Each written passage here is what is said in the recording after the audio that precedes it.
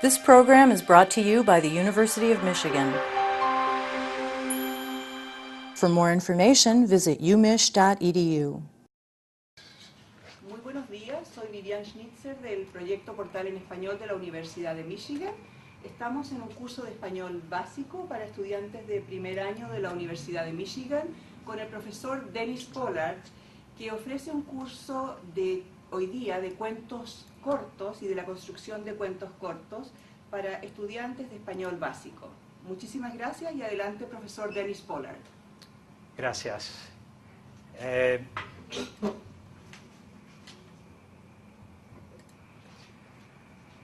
Bueno, estamos siguiendo una serie de capítulos introductorios al estudio de la literatura en lengua española. Los primeros dos capítulos que vimos son un poco más teoréticos, en el sentido de que en el primer capítulo hablamos de cómo imaginamos la ficción y las situaciones ficcionales. Y cuando digo es un poco más teorético, tenemos que pensar en conceptos más generales de cómo imaginar la situación, de cómo imaginar los personajes. En el segundo capítulo entramos en la cuestión de las referencias culturales. Y en ese caso también es un poco más teorético lo que encontramos en un texto. Todo lo que encontramos en un texto de ficción son referencias culturales, ¿no? Todas las palabras, las imágenes, las situaciones, todo lo que describe a los personajes depende de referencias culturales. En este capítulo, en capítulo 3, el código de las acciones, es probablemente el capítulo más mecánico de lo que vamos a ver este semestre. Es mecánico en el sentido de que tenemos una estructura establecida de la trama, de presentar los acontecimientos. Una cosa que va a ser importante de recordar es que esta estructura es un modelo. O sea, va a servir como un punto de comparación, un punto de partida para ver otros cuentos durante el semestre en los que el autor no sigue esta estructura exactamente. ¿Okay? Entonces, la estructura que el capítulo 3 presenta es una estructura de acciones cronológicas en el orden del tiempo. Pero vamos a ver que tal vez la mayoría de los cuentos que vamos a leer este semestre no presentan la acción en orden cronológico. Entonces, podemos usar esta estructura como un punto de comparación para hablar en el futuro de por qué. ¿Por qué imaginamos que un autor cambia el orden de presentación? Y hemos visto ejemplos ya este semestre de cuentos que no siguen este mismo orden cronológico. Si ustedes piensan en el cuento Pollito Chicken, que leímos sobre Susie Bermúdez en Nueva York, ¿cuándo empieza? ¿En qué punto en la historia empieza, Stuart? El cuento empieza después del viaje de Susie y estaba en su trabajo con sus otros empleados. Exactamente.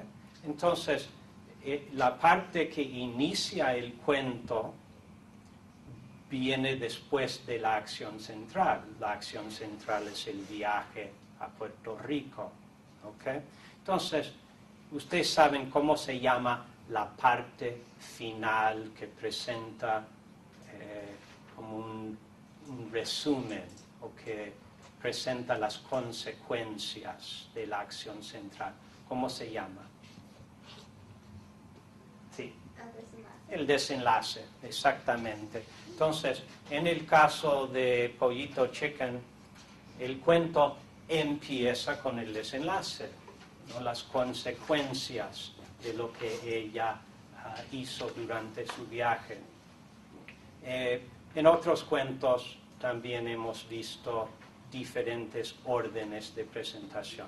Entonces, como digo, lo que vamos a discutir hoy va a servirnos como un modelo para comparar futuras lecturas. ¿Ok?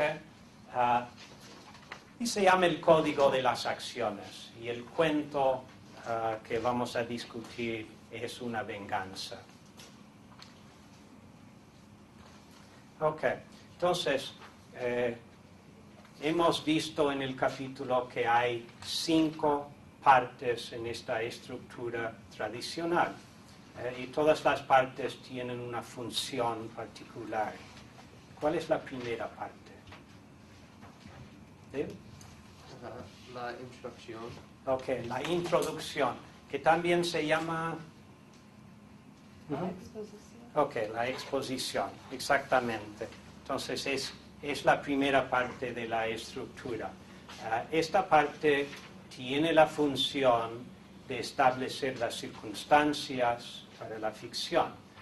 Típicamente responde a las preguntas de un reportero: quién, dónde, cuándo y por qué, ¿no? Entonces nos presenta las circunstancias, el momento en el tiempo, y típicamente entonces nos da una idea de por qué los personajes hacen lo que hacen durante el cuento. Okay. Entonces es la exposición. Cuando ustedes piensan en la reorganización, ¿qué información contiene la exposición? ¿Qué nos dice?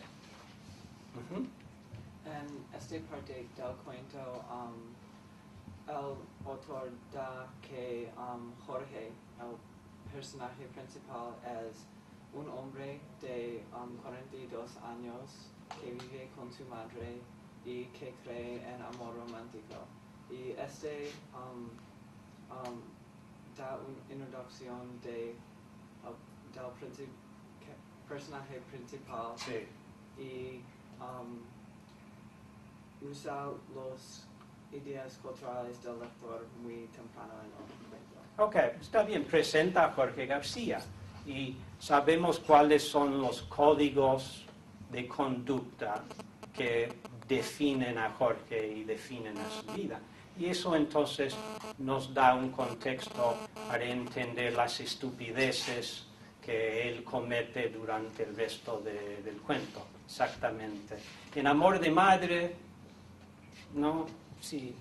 Nos dice que Marianne es la hija de la narradora y nos da los sentimientos que la madre sentía a su hija. Exactamente. Entonces nos dice que la hija ha causado toda una serie de problemas para su madre, ¿no?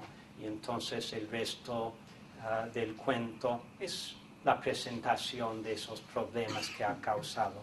Entonces es la exposición, ¿no?, que establece las circunstancias y nos da un contexto para entender el relato contado en el cuento. Entonces después entramos en la acción central del relato. ¿Y esa parte cómo se llama?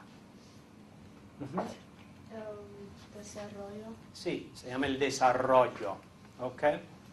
Y el desarrollo es, como he dicho, la acción central que presenta las acciones de los personajes y los conflictos entre los personajes o entre un personaje y sus circunstancias. Y como hemos dicho, si no hay conflicto, no hay historia, no hay razón por la historia. Entonces, el desarrollo es eso. Las próximas 2 partes realmente forman subcategorías del desarrollo, son parte de esta acción central. ¿Ok? Entonces, ¿cuál es el tercer elemento? Sí, Megan. El clímax viene después, es el cuarto elemento. Entonces, lo que tenemos, a ver si encuentro tiza.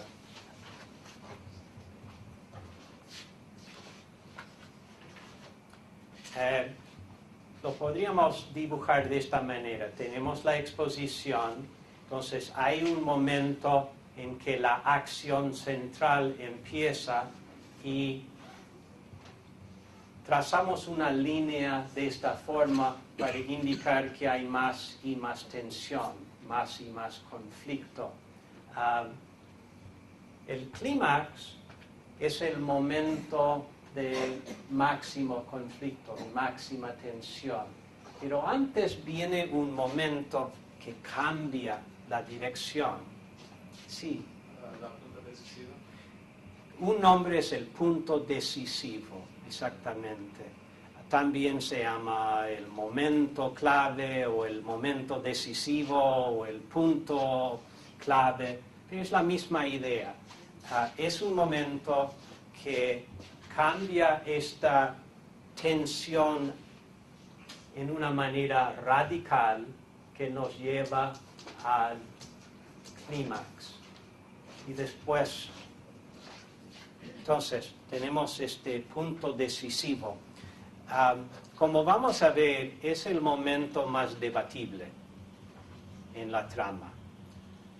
Podemos tener diferentes opiniones sobre cuál es el punto decisivo. Y no se trata de tener una idea correcta, una respuesta correcta necesariamente, sino de pensar en qué momento nos lleva más directamente al clímax. Y diferentes lectores pueden tener diferentes ideas sobre cuál es este punto. Y también vamos a ver que hay casos de cuentos que la estructura en general funciona, pero que es difícil o tal vez imposible decir, este es el momento que cambia la dirección. Si pensamos otra vez en la reorganización, hemos hablado de la exposición que presenta a Jorge García y su vida y cómo es.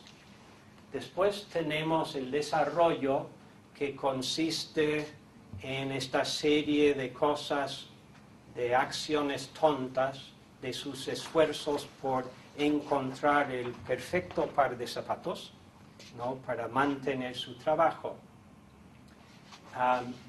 El clímax probablemente es al final cuando él pierde su trabajo, cuando se reúne con los hombres y le dicen que va a perder su trabajo. Pero en esa serie de cosas que él hace para encontrar los zapatos perfectos, es difícil decir, esta acción fue la que perdió su trabajo, o esta acción fue la que perdió su trabajo. Es la totalidad de lo que él hace, ¿no? Tal vez podríamos decir que cuando él va a la universidad y no tiene identificación, y viene el policía y lo lleva a la cárcel, y el próximo día no llega a su trabajo, puede ser que ese es el momento que pierde su trabajo. Pero ustedes ven lo que quiero decir, que a veces es una serie que se acumula y que lleva al clímax. En el caso de Pollito Chicken, tal vez ahí sí podemos decir. El desarrollo es el viaje a Puerto Rico, ¿no?, y lo que ocurre ahí. ¿Cuál es el clímax en Pollito Chicken? Sí, Megan. En Pollito Chicken, el clímax es al fin, cuando Susie está con el hombre. Cuando está en la cama con el hombre de la piscina, ¿no? Ya. Bueno, entonces el clímax es el clímax. Ok, exacto.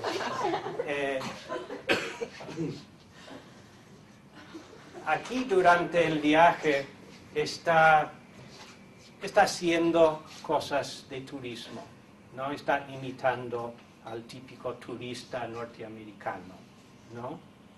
Y cuando los hombres puertorriqueños le hablan, responde en inglés y no responde con mucha cortesía, ¿no? Entonces, tenemos que pensar en cuál es el momento que cambia esta actitud, ¿no? de rechazo, de rechazar a Puerto Rico y a los puertorriqueños, y cómo termina en la cama. Entonces, ¿qué piensan ustedes? ¿Hay un momento que podemos decir que cambia? ¿Sí? Cuando empezó bebiendo la cerveza. Bueno, piña colada, se está bebiendo piña colada, estrés. Ya. Entonces, podríamos decir, ese es el momento que entonces los puertorriqueños empiezan a ser más atractivos, ¿no? Puede ser. Pero como digo, es un momento debatible, ¿no? Podemos decir es otro momento, especialmente en la reorganización, podríamos decir, no es aquí, no es aquí. Pero la idea es cuál es el momento que nos lleva más directamente al clímax. Y como hemos visto, el clímax es el próximo punto. Y ya hemos hablado del desenlace. El desenlace no forma parte realmente del desarrollo, ¿no? El desarrollo presenta la acción, la complicación, el conflicto, y el desenlace presenta una resolución o las consecuencias de la acción central. No siempre hay un desenlace en el cuento. A veces el cuento simplemente termina. A veces sugiere un posible desenlace, pero no siempre lo presenta como un momento dramático. En Continuidad de los parques, ¿hay un desenlace? No. Entonces, termina con el personaje de la novela con el puñal en la mano detrás del hombre lector. No vemos qué va a pasar. Podemos imaginar, sí, claro, lo va a matar o no, se va a dar cuenta de que está ahí, va a defenderse, pero no presenta el desenlace. Entonces, como digo, tenemos una estructura tradicional, típica, común, pero no siempre funciona exactamente en esta manera. ¿Ok? Bueno, aparte de esta estructura, el capítulo presenta dos conceptos o dos palabras, historia y trama. ¿Ok? La historia es la idea básica de lo que ocurre en el cuento. Típicamente es una frase, es una oración, puede ser dos oraciones, pero es algo muy breve, ¿no? Que encapsula la acción del cuento. Entonces vamos a ver que hay un contraste en complicación esencialmente entre historia y trama. Y lo que nosotros vamos a discutir, lo que se presenta aquí, es la trama. La historia, como digo, puede ser simplemente una oración. Si yo dijera, por ejemplo, ¿de qué cuento estoy hablando si digo, es la historia de una madre que cuenta todos los problemas que su hija ha causado? Amor de madre. Es la historia de un hombre que cree que va a perder su trabajo porque es demasiado viejo y decide que la solución es encontrar el perfecto par de zapatos. Es difícil, la reorganización, exactamente. Entonces, es la historia, es en términos de niveles de complicación, tenemos la historia. Vamos a ver que esta es la trayectoria de complicación, que vamos a ver otro nivel más complicado.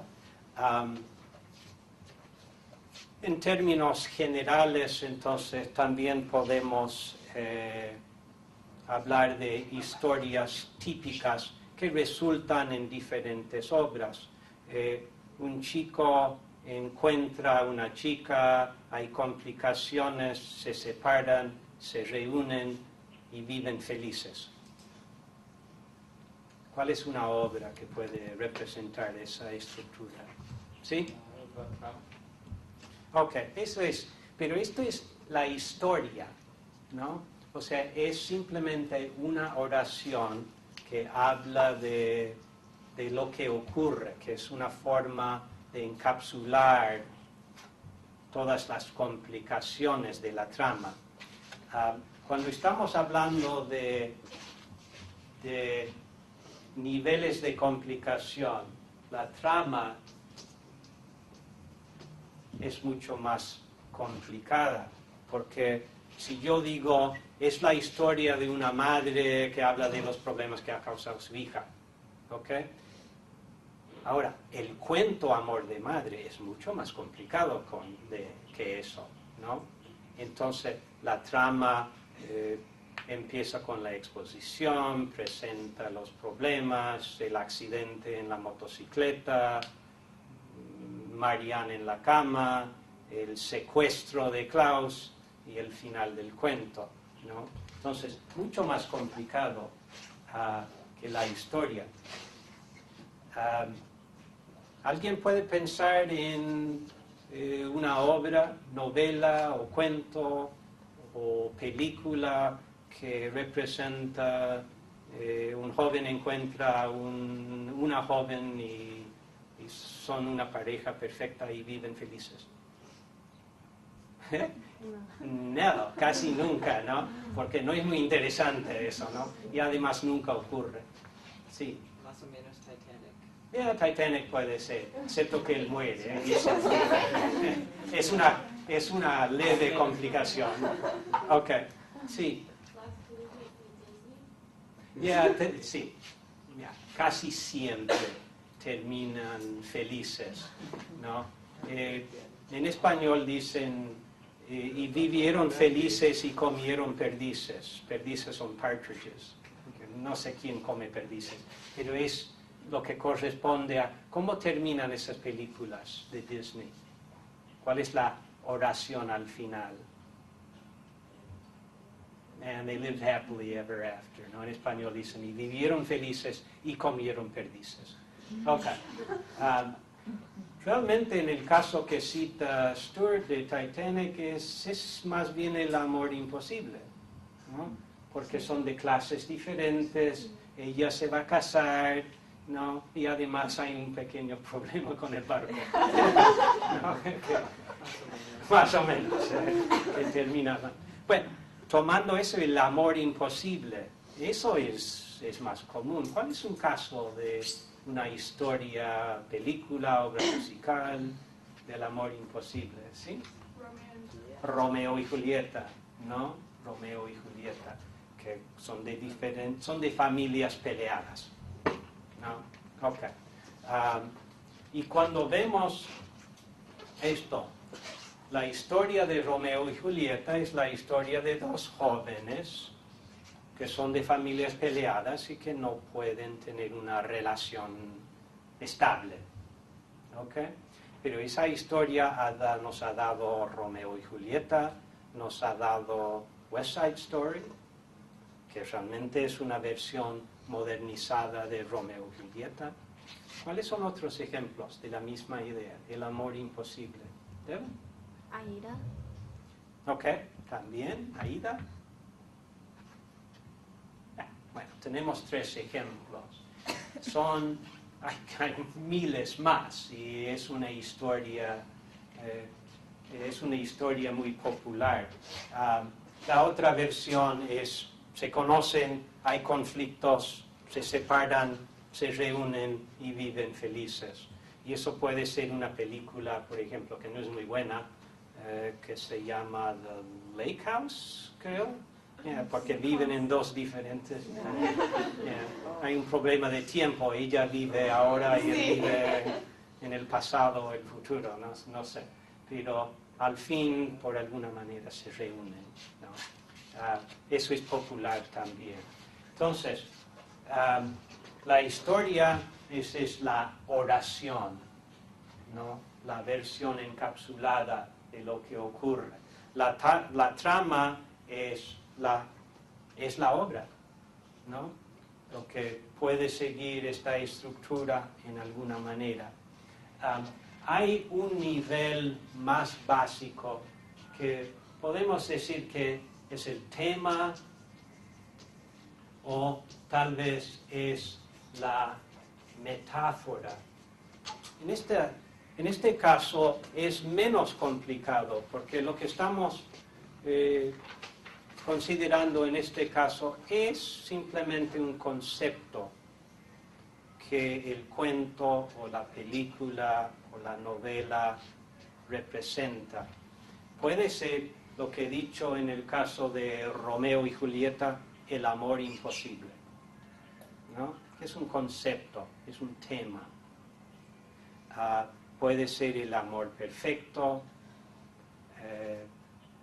En el caso de amor de madre, por ejemplo, podríamos decir que es una metáfora para el amor egoísta.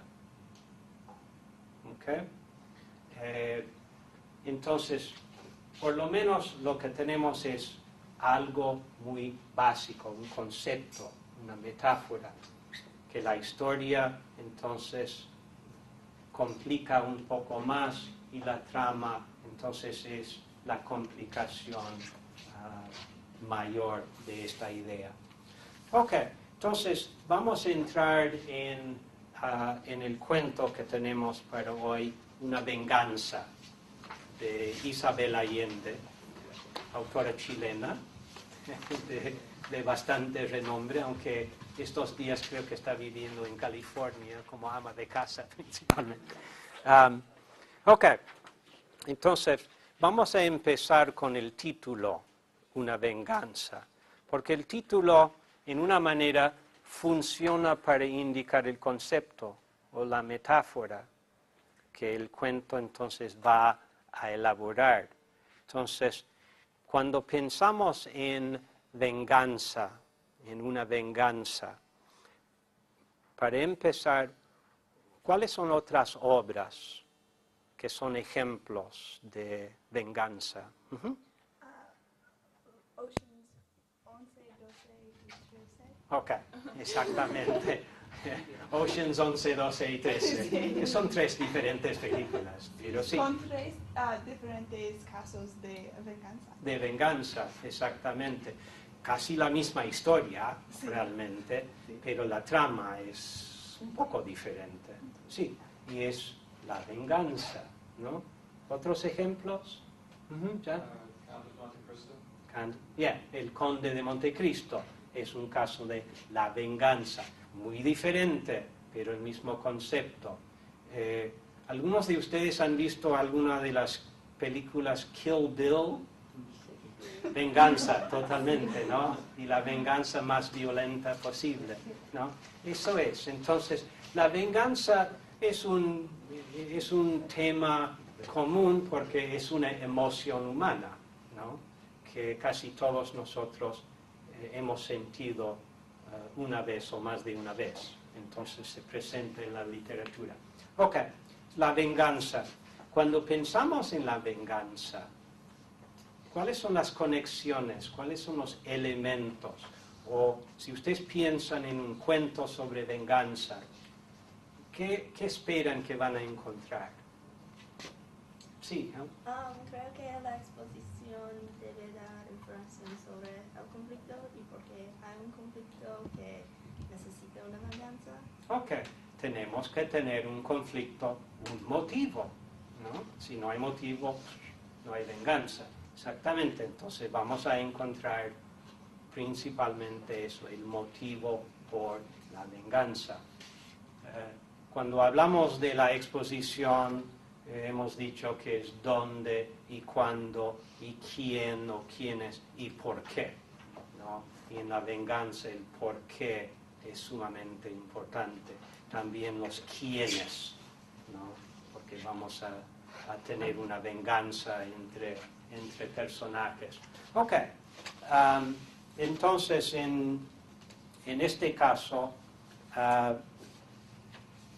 vamos a mirar el primer párrafo del cuento, que creo que tengo aquí. Exactamente. Ok, entonces aquí tenemos el primer párrafo del cuento Una venganza, que en teoría nos va a preparar para entender el resto del cuento, ¿no? Voy a interrumpir la discusión de la estructura un momento para considerar las 3 primeras palabras en el párrafo. El mediodía radiante, ¿no? Ustedes entienden de mucho sol, día perfecto, ¿no? ¿Por qué creen ustedes que la autora cree que es necesario empezar el cuento en esta manera? ¿Por qué tiene que ser un mediodía radiante? ¿Qué es lo que ocurre en el párrafo, esencialmente? Sí. Una coronación, ¿sí? Exactamente. Y, es una celebración y para decir que es muy feliz y necesita el sol para un símbolo. Exactamente. Dulce Rosa gana la competición, es coronada reina del carnaval. Entonces es el mejor día de su vida, ¿no? Y tiene que ser un mediodía radiante, ¿no? El cuento no va a empezar con It was a dark and stormy night, no, eso no va a funcionar, ¿no? Entonces, el mediodía radiante. Entonces, aquí tenemos esta situación. Esta muchacha del pueblo, Dulce Rosa Orellano, que gana esta competición.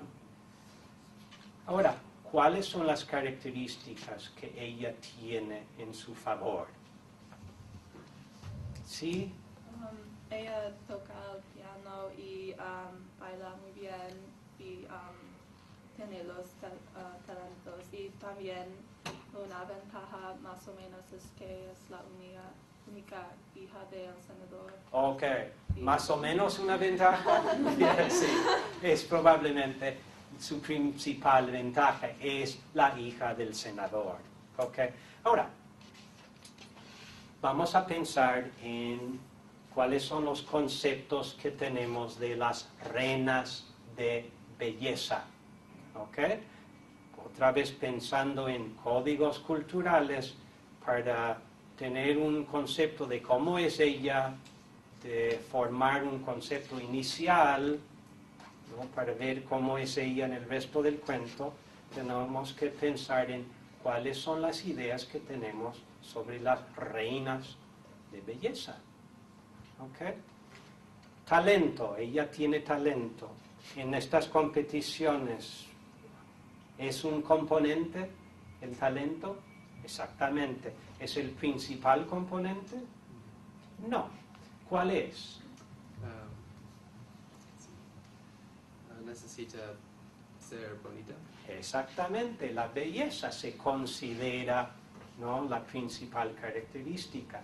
Ahora, no siempre funciona así, ¿no? Como ustedes saben. En sus escuelas secundarias, preparatorias, ¿hubo reina y reno, re, como para el baile final del año, ¿sí? ¿Y la más bonita ganó? Ok, entonces a veces funciona. Hay un caso cuando la que ganó no era la más, sí, Iván.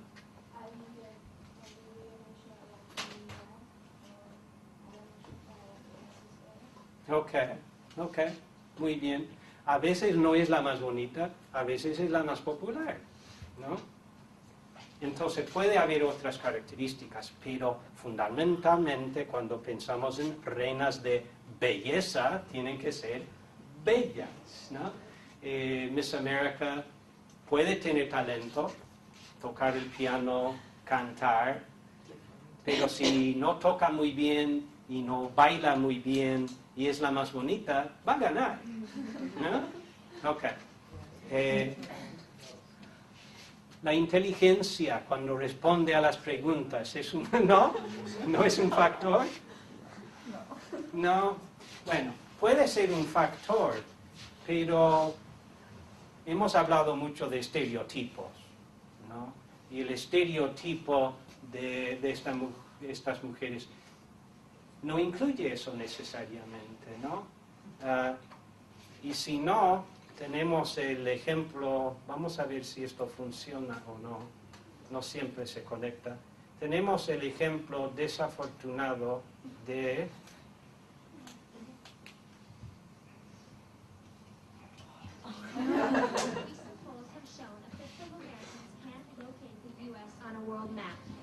Why do you think this is? I personally believe that U.S. Americans are unable to do so because some people out there in our nation don't have maps, and I believe that our education, like such as in South Africa and the Iraq, everywhere like such as, and I believe that they should, our education over here in the U.S. should help the U.S. or should help South Africa and should help the Iraq and the Asian countries, so we will be able to build up our future. Thank you very much. Ok, la pobre mujer, esto realmente no necesariamente significa que sea tonta, no es un momento difícil, pero corresponde, ¿no?, a este estereotipo que tenemos. Entonces, como digo, es perfectamente válido pensar que Dulce Rosa, especialmente cuando vemos que no es la más bonita, que tal vez no sea tampoco la más inteligente. ¿Cuál es su principal desventaja? ¿Cuál es la característica que ella no tiene? Sí. No es la más bonita, no es la más bonita. Entonces, tenemos cuál es la reacción de las otras madres. Sí. Dijeron que la decisión es injusticia porque era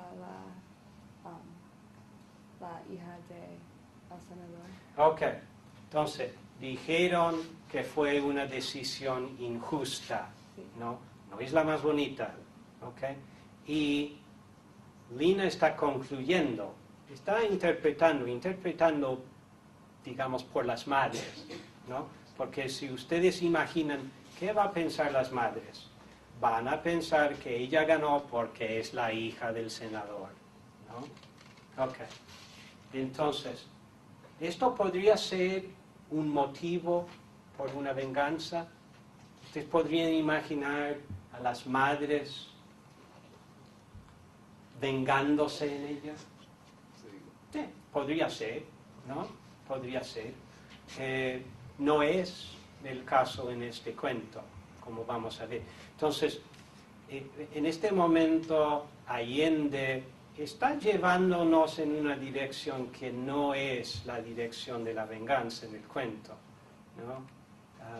Pero es un posible motivo, y eso es lo que esperamos, ¿no?, en la exposición, tener un motivo por la venganza.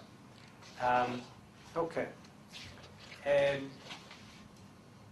Bueno, vamos a seguir entonces al final del párrafo dice que las madres maldijeron a Dulce Rosa, ¿no? ¿Qué significa eso? Es cuando que alguien quiere que más cosas van a visitar a una persona en el futuro. Okay, que la persona, esperan que la persona tenga mala suerte, Sí. que cosas malas le ocurran. Ok, exactamente. Gabriel, ¿tú crees en el concepto que es posible maldecir y eso va a tener consecuencias? No creo, porque no tengo el poder para controlar el futuro. Puedo cambiar el futuro para mis acciones, pero no solamente cuando yo hablo. Ok, entonces no es una parte de nuestra cultura, nuestras creencias, no la posibilidad de maldecir a alguien, pero sí es una enorme parte de otras culturas, ¿no?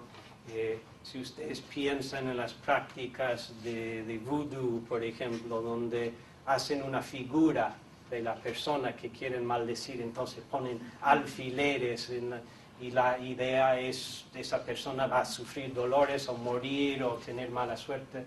Eso es la idea de maldecir. Pero nosotros típicamente no creemos en eso, ¿no? Las madres en el cuento evidentemente sí. Ok. Entonces, tenemos algunas letras muy interesantes en esta versión, pero aquí tenemos el segundo párrafo del cuento, ¿no?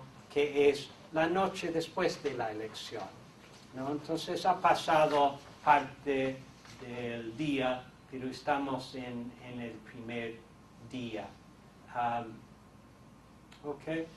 ¿Qué información añade esto a lo que ya sabemos? Esto añade de la famosa, de la belleza de Dulce Rosa. Y a la fama de su belleza. Okay. Y la fama corre por todo el país. Okay. ¿Cómo imaginas que la fama se extiende?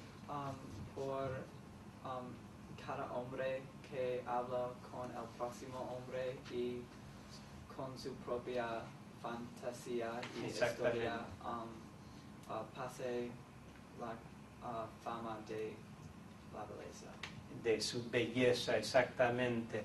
Y ustedes probablemente han jugado el juego de telégrafo, ¿no? Que es un típico juego de niños de fiesta donde alguien le dice algo en el oído y él se lo dice a otro y termina con una historia totalmente diferente, ¿no? Entonces esto termina con Dulce Rosa es el mayor ejemplo de la belleza en todo el país y los poetas escriben poemas, sonetos dedicados a ella, ¿no? Y cree esta fama, como aquí dice, los poetas de ciudades apartadas compusieron sonetos para una doncella. Una doncella es una joven, es una muchacha hipotética. Entonces, no existe la Dulce Rosa de estos sonetos, digo. Ese es un invento de los poetas. Ok. Vamos a proyectar un poco en el cuento que no hemos visto todavía al hombre que va a formar la otra parte del conflicto aquí, pero se llama Tadeo Céspedes, ¿no? Y podemos imaginar que como él vive en el país, que él va a oír algo de Dulce Rosa, él va a saber. ¿Y qué es lo que él va a saber? Si escucha eso, lo que va a escuchar es esta exageración de la belleza y él va a tener este concepto de que Dulce Rosa es la mujer más bonita de todo el país o de todo el mundo, tal vez, pero es el concepto que él forma de ella para el pasado. para el futuro, digo. Ok, entonces hemos hablado de esto. Hemos hablado de la información que ya añade a lo que ya sabemos. Los temas que hemos discutido es la venganza, es la fama inmerecida, que no se merece, ¿no? ¿Hay otros temas que se les ocurren? Gente habla sobre todo el mundo. Ya, los Y chismes. que la historia cambia. Exactamente. Los chismes es lo que la gente, ¿no? Cuando dicen cosas de otros, ¿no? Y hablamos de otras personas. Los chismes. Y esto continúa esa idea. Las madres empiezan, ¿no? Diciendo cosas malas. Los poetas, al contrario, entonces aumentan esta fama de la belleza de ella. Ok, bueno, vamos a dejarlo en este punto. Entonces, empezamos hablando de la estructura de la trama, de las 5 partes tradicionales y de cómo funcionan. Solo hemos llegado a contemplar la exposición, la mayor parte de la exposición en este cuento, y tiene la función que hemos dicho, que presenta el lugar, este pueblo que se llama Santa Teresa, a los personajes, o por lo menos a Dulce Rosa, y nos da algunas de sus características, ¿no? Como reina de belleza, y nosotros podemos formar nuestras propias conclusiones sobre cómo es ella, y podemos ver si ella cambia, ¿no? En el resto del cuento. Pero esta exposición nos prepara para pensar en cuál puede ser la venganza en el futuro. La venganza, les voy a decir, que la venganza sugerida por parte de las madres no es la venganza del cuento. ¿No? Vamos a ver que es algo totalmente diferente. ¿Ok? Entonces, en la próxima clase vamos a terminar la discusión de la exposición y vamos a entrar en las otras partes de esta estructura. El desarrollo, vamos a ver si ustedes tienen una idea sobre el momento decisivo y el clímax y el desenlace. ¿Ok? Bueno, gracias y nos vemos el viernes. Ustedes deben leer, no vamos a terminarlo todo el viernes, pero deben leer 7 páginas más.